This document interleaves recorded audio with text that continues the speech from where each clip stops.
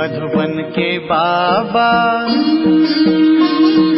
मधुबन के बाबा मुरली वाले, आपका क्या कहना,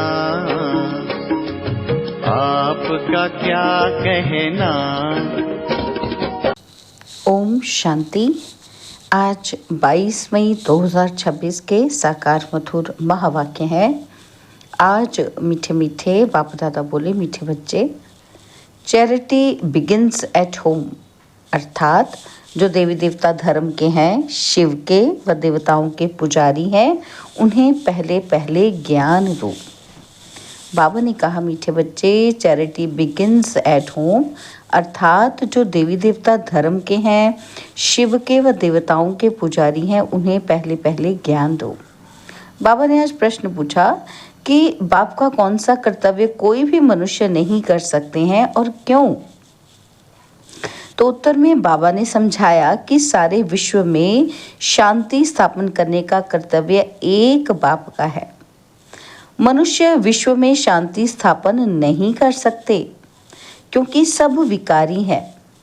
शांति की स्थापना तब हो जब बाप को जाने और पवित्र बने। बाप को न जानने के कारण निधन के बन गए हैं।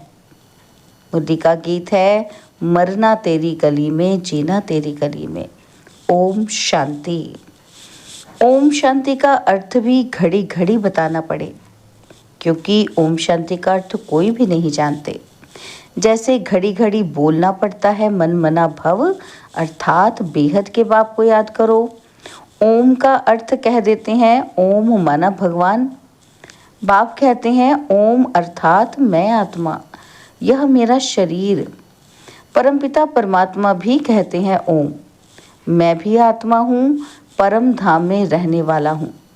तुम आत्माएं जन्म मरण के फेरे में आती हो, मैं नहीं आता हूँ। हाँ, मैं साकार में आता हूँ ज़रूर, तुम बच्चों को सृष्टि के आदि मध्य अंत का सार समझाने। कोई और यह समझा ही ना सके। अगर निश्चय नहीं तो सारी दुनिया में भटकना चाहिए, ढूंढना चाहिए कि और कोई है जो अपना और सृष्टि के आदि मध्य अंत का नॉलेज देते हैं। परमपिता परमात्मा के बगैर सृष्टि चक्र के आदि मध्य अंत का राज कोई बता न सके, कोई राजयोग सिखा न सके, पतितों को पावन बना नहीं सकते। पहले पहले जो भी देवी देवताओं के पुजारी हैं, उन्हों पर पुरुषार्थ करो समझाने का। आदि सनातन देवी देवता धर्म वालों ने ही पूरे 84 जन्म लिए हैं, वही अच्छी रीति समझ सकेंगे और बाद में आने वाले 84 जन्म ले न सके। ये सुनेंगे भी वो जो देवताओं के पुजारी होंगे और जो गीता पढ़ने वाले होंगे। गीता में सिर्फ ये भूल की है कि भगवान के बदले श्री कृष्ण का नाम डाल दिया है। तो गीता पढ़ने वालों को समझाना चाहिए, पूछना चाहिए, परमपिता परमात्मा शिव से आपका क्या संबंध है? उनको भगवान कहेंगे, श्री कृष्ण तो दैवी गुण वाले हैं, उनको दैवी राजधानी थी, उसमें सब दैवी गुण वाले थे। अब वही पूज्य से पुजारी बन गए हैं।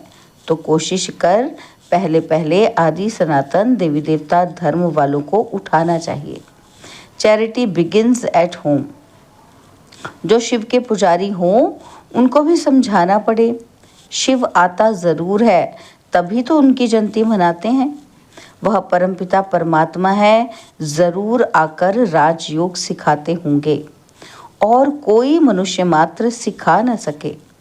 श्री कृष्ण को व ब्रह्मा को भगवान नहीं कहा जा सकता है, जबकि सर्व का सद्गति दाता बाप एक ही है।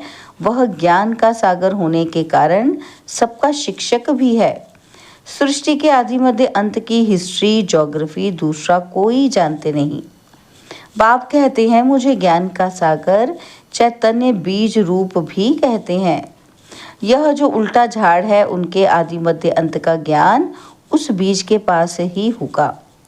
इसलिए मुझे ज्ञान का सागर, ऑलमाइटी अथॉरिटी कहते हैं। अथॉरिटी क्या है? सभी वेदों, शास्त्रों, ग्रंथों आदि सब को जानते हैं। तुम बच्चों को समझा रहे हैं। वह शास्त्र सुनाने वाले कहते हैं कि कल्प की आयु लाखों वर्ष है, परंतु वह तो हो नहीं सकता। यह वैरायटी धर्मों का मनुष्य सृष्टि रूपी झाड़ है।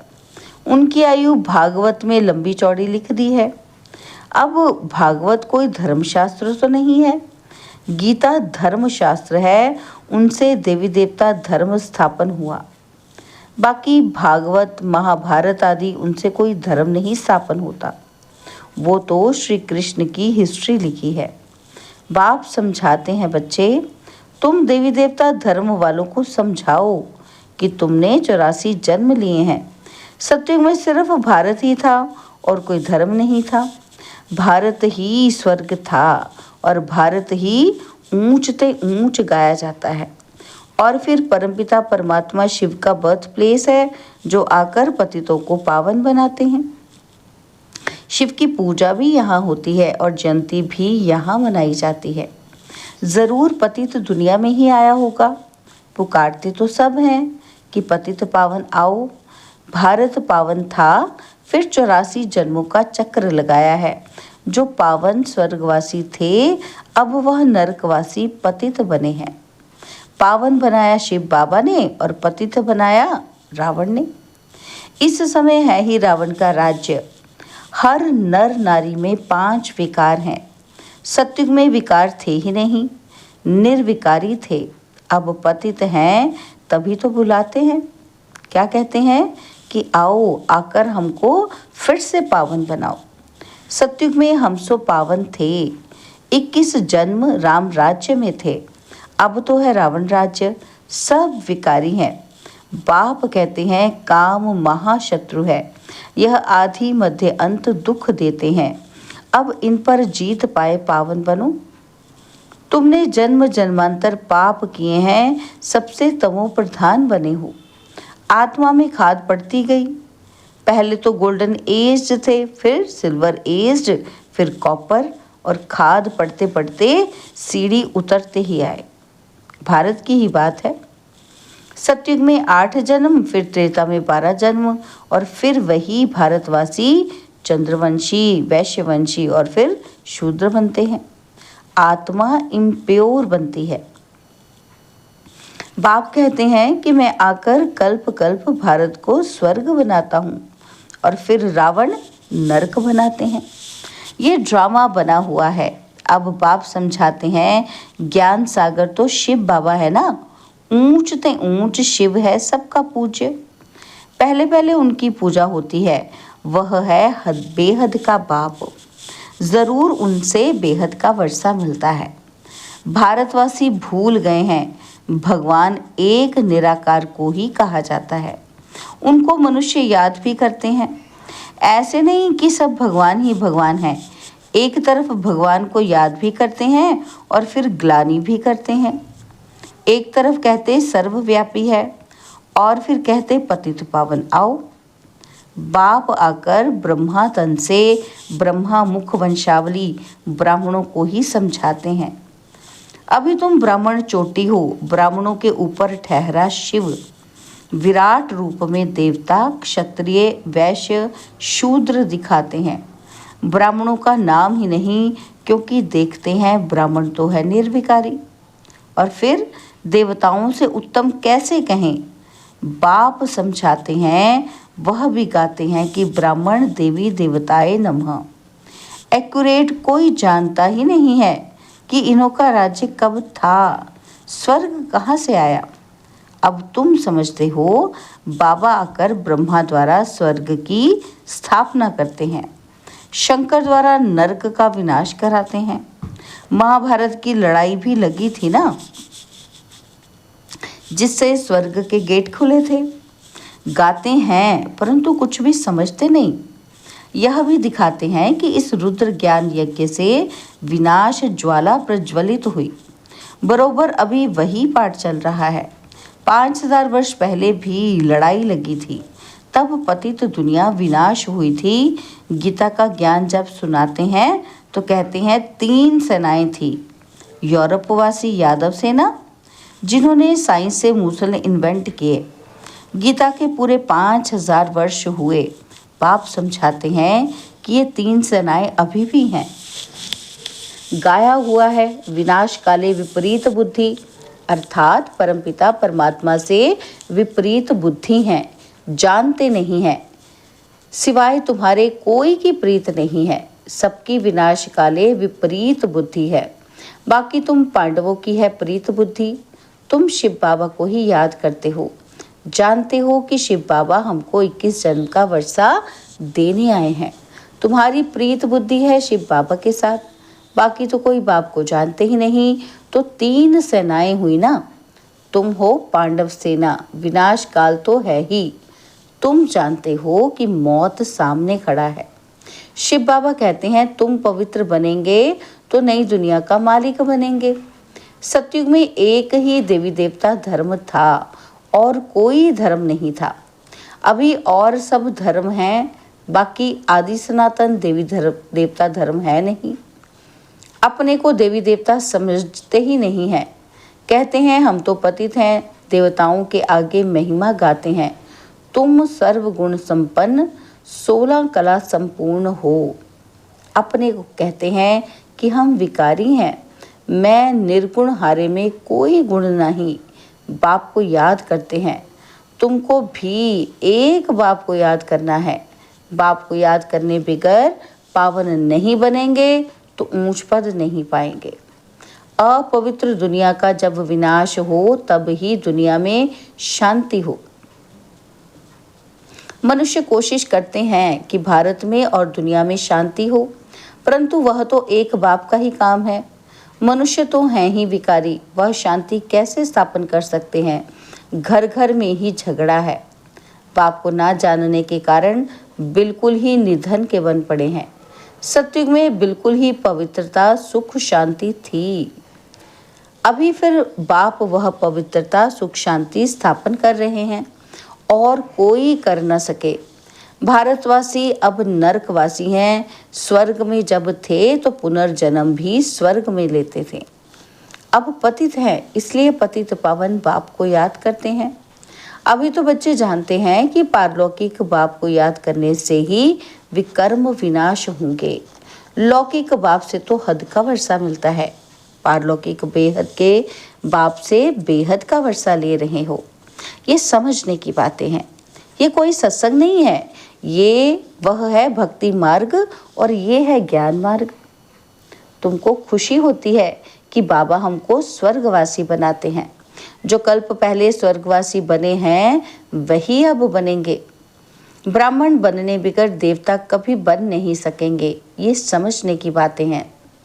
अभी तो भारत में कोई कला ही नहीं रही है, किसी को भी पता ही नहीं पड़ता है। कुंभकर्ण की नींद में सोए पड़े हैं। तुमको बाप ने अभी जगाया है, तुम यहाँ आए हो स्वर्गवासी बनने।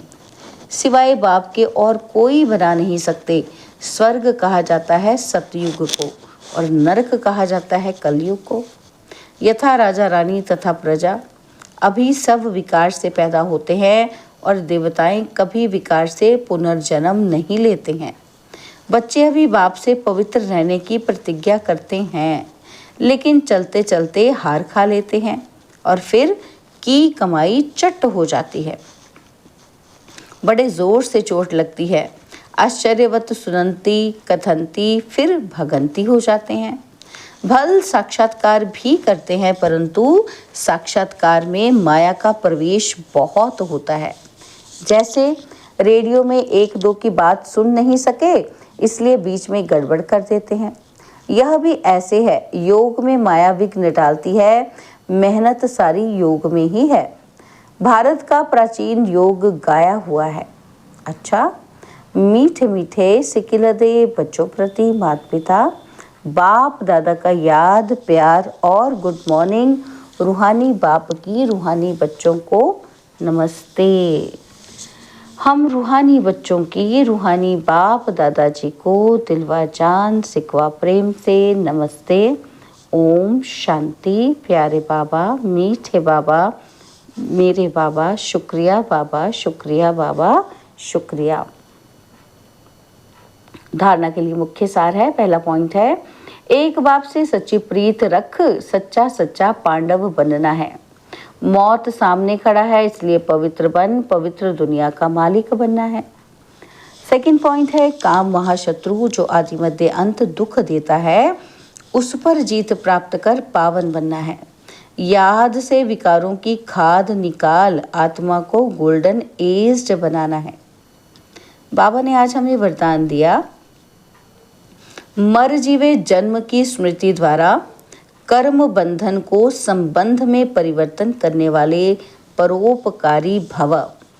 मर जीवे जन्म की स्मृति द्वारा कर्म बंधन को संबंध में परिवर्तन करने वाले परोपकारी भव। बाबा ने समझाया कि जैसे लौकिक कर्म बंधन का संबंध अब मर जीवे जन्म के कारण श्रीमत के आधार पर सेवा के संबंध का आधार है, कर्म बंधन नहीं सेवा का संबंध है। सेवा के संबंध में वैरायटी प्रकार की आत्माओं का ज्ञान धारण कर चलेंगे तो बंधन में तंग नहीं होंगे, लेकिन अति पाप आत्मा अपकारी आत्मा से भी नफरत व घृणा के बजाय रहम दिल बन तरस की भावना रखते हुए सेवा का संबंध समझकर सेवा करेंगे तो नामी ग्रामी विश्व कल्याणकारी वो परोपकारी गाए जाएंगे। स्लोगन है, समय व परिस्थिति प्रमाण वैराग्य आया तो यह भी अल्पकाल का वैराग्य है, सदा काल के वैरागी बनो। बाबा के अव्यक्त इशारे, सदा अचल अडोल एक रस स्थिति का अनुभव करो। बाबा कहते किसी भी प्रकार का विघ्न व समस्या अथवा माया का वार नहीं है, लेकिन खेल के समान अनुभव हो तो खेल समझने से खुशी खुशी पार कर लेंगे और अवस्था एक रस रहेगी। लेकिन अगर इसे वार समझेंगे तो घबराएंगे भी और हलचल में भी आ जाएंगे। माया का काम है आना और आपका काम है विजयी बनना। अच्छा, ओम शांति।